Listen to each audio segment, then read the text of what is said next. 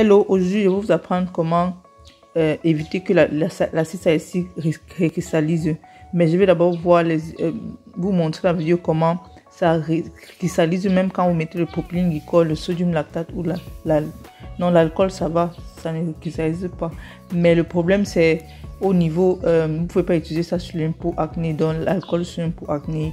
Vous voyez que j'ai des gens qui essayent de dissoudre. Vous pouvez laisser passer ça au beurre mariné et ça dissout complètement.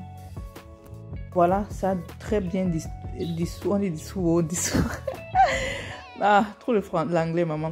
On a bien dissous ça, voilà ça. Maintenant, je vais passer à ajouter l'eau directement. Si vous voulez des formations sur comment en cosmétique, contactez-moi et je vous donne l'information complète sur comment utiliser l'acide salicylique. Il y a différentes méthodes pour mélanger l'acide salicylique, pour mettre dans votre routine, je ne sais pas, pour vendre. Et c'est important de connaître toutes les différentes manières de dissoudre et éviter la récristallisation de l'acide salicylique. Vous voyez comment, après j'ai mis l'eau distillée, voilà comment ça a récristallisé. Je voulais faire cette vidéo d'abord pour vous montrer ce que c'est la récristallisation de l'acide salicylique. C'est sous cette forme. J'ai mis l'eau distillée comme vous voyez là. Mais c'est très important de toujours utiliser l'eau distillée, vous savez ça. Maintenant, on va maintenant utiliser la méthode pour éviter la récristallisation. Après que vous avez montré comment ça récristallise, parce que beaucoup de personnes ne savent pas que la forme a été récristallisée. Je vais vous donner une méthode qui va vous aider à formuler avec l'acide salicylique. Je suis maman cadeau aujourd'hui. Donc, si vous voulez faire des cours sur comment dissoudre les ingrédients qui sont un peu durs là, faites la formation. Vous êtes invité à faire la formation. Vous allez apprendre beaucoup de choses sur la formulation avec Gianni Organics. Là, je vais mesurer mon acide salicylique et mon propylène glycol.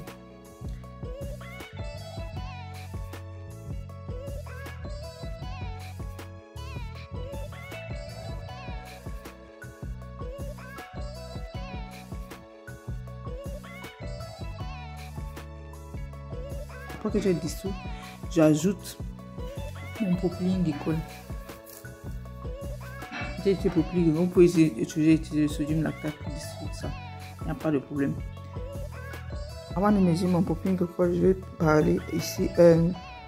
En travaillant l'acide salicylique, il est très important de connaître les ingrédients que vous mettez dedans. Oui. C'est très important de connaître les ingrédients que vous mettez dans votre formulation avec l'acide salicylique parce que c'est très volatile. Donc, ça récristallise facilement. Donc, il faut pas seulement mélanger les ingrédients parce que vous voulez mélanger. Là, je vais laisser dissoudre mon propylène glycol avec mon acide salicylique et puis je mets mon eau distillée et mon citrate de sodium. Le citrate de sodium que je vais utiliser, je l'utilise dans mes formulations, c'est à 1%. Donc, si vous mettez 1% de citrate de sodium dans votre lot, dans votre phase A, ce serait l'eau distillée, le citrate de sodium et tout ce qui est soluble dans l'eau. Donc, vous comprenez ça, c'est très facile. Et il faut comprendre que, comme je disais, c'est très dur d'utiliser, de travailler l'acide salicylique. Mais dans mon course, on peut dire quoi. Quand je vais vous apprendre à formuler, ce serait plus facile de comprendre. Là, je sens que d'essayer de dissoudre ça va dissoudre. Parce que mon sodium de citrate est un peu... Ça va dissoudre. Je mets légèrement dans un bain mariné.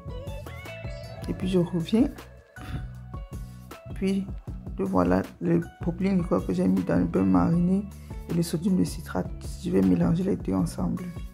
Là, on a notre deux. Après, il faut aussi comprendre que le gélifiant que vous utilisez est très important pour stabiliser aussi l'acide salicylique. Donc, si vous utilisez le citrate de sodium, utilisez votre gélifiant. Et le gélifiant doit être un gélifiant de pH qui marche entre les pH 2 à 8.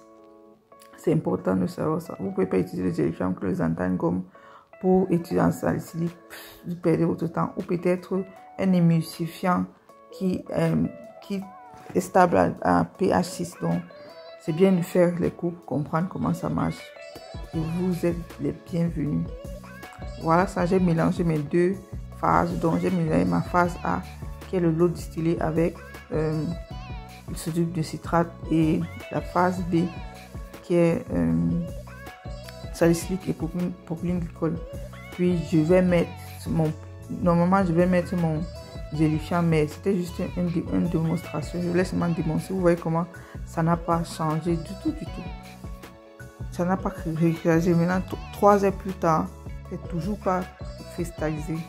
Restez connectés et suivez ma page. Et bonne journée.